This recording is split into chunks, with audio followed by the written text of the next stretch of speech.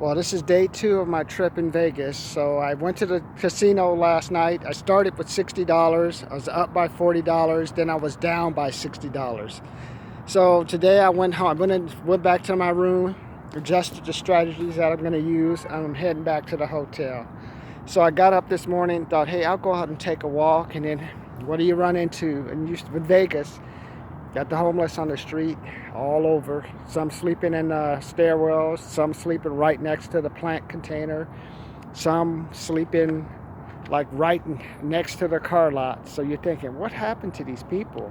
And then you think to yourself, I remember 76% of people right now who aren't homeless are living paycheck to paycheck. So how close they are to finding a spot on the street. And I think, well, that's why you have to make sure you take some time when you work. Make sure you don't party all the time.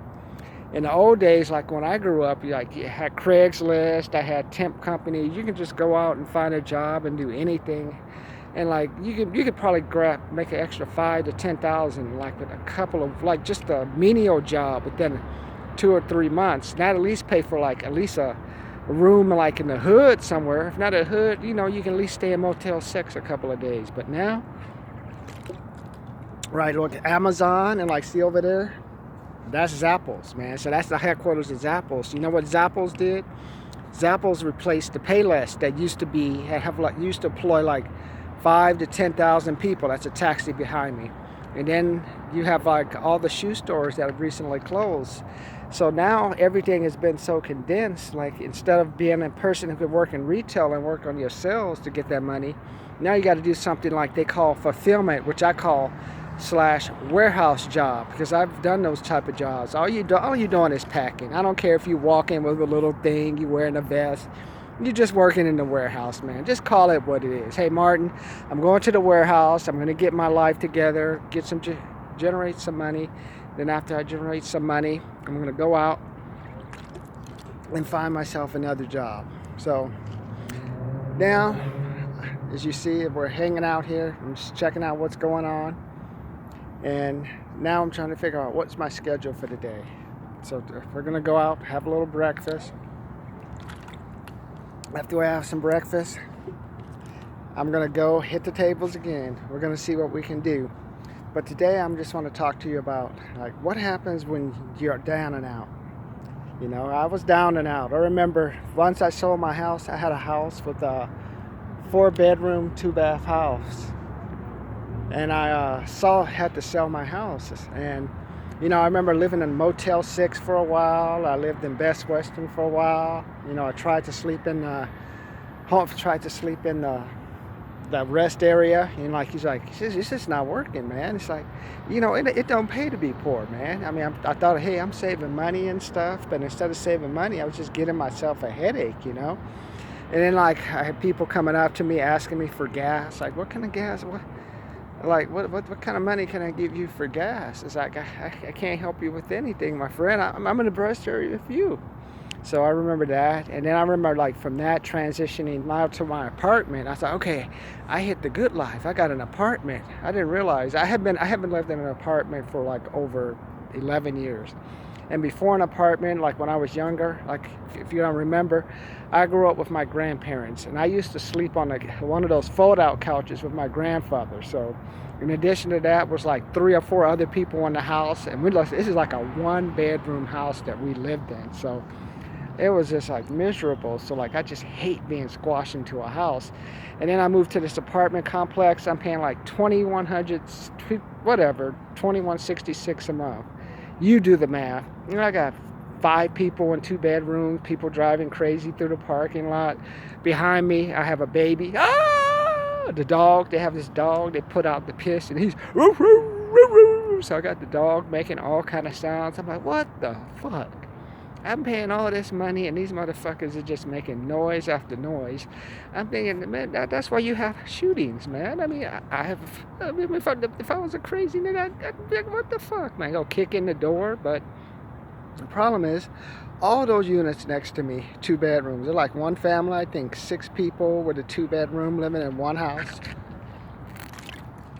And I'm just thinking, man, what has happened to the world we live in? Because I remember when I grew up, when They used to like, oh, look at all those Mexican and Negroes living 5 and 6 to a house, and people used to just laugh and make jokes on TV. I remember all those jokes. Now you have all the white people, Hispanic, still white people like doing like the Hispanic now, 6 to 7 to a house. You're like, what's going on? So we're doing that. So they do that. So I think that's kind of funny how that's changed and transitioned.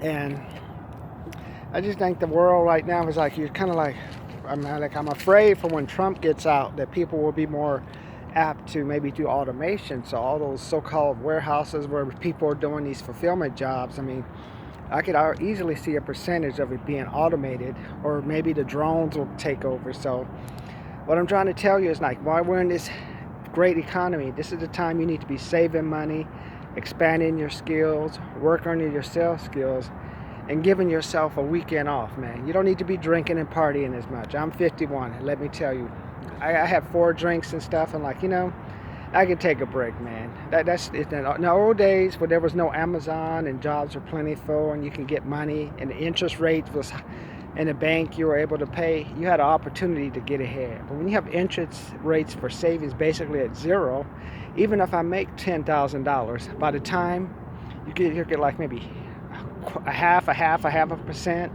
the bank fees will eat up whatever. So whatever money I have in the bank is going to get taken. So I'm basically losing. You're kind of getting punished now for saving, and they're forcing you to be like a consumer. So your goal is, don't get caught up in that trap. Even if you got to save money to lose money, do that. Because, as you know, I told you, a majority of people can't even handle a $500 emergency.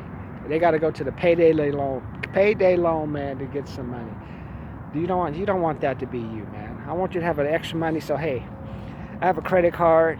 Let me throw down for $500, or I have an account I can get $500 from. Let me do it, and then you'd be fine. So I'm kind of looking around, because like right now I got to my left there's like 3 homeless guys. Like a guy had the bike with the tent. I got another one walking to my right. It's kind of like The Walking Dead, man. You gotta I'm like, okay, I'm trying to record, but like I'm kind of avoid the zombies. So, because I don't want, they're gonna try to eat me. So that's why I'm kind of like looking. But for Vegas day 2, I just want you to think, having a good time here. I see there's people making money, people losing money. I just want you to be one of the people that make money. I'm going to find out, okay, I see a lot of jobs, I see hotels being built here. How can I take advantage of that opportunity? And that's what I want you to think about. Because I have this feeling, like I told you, I lived through the great 2008 recession. I know what it's like to have a 15% pay cut, houses going to foreclosure, and then also I owed money to the tax man.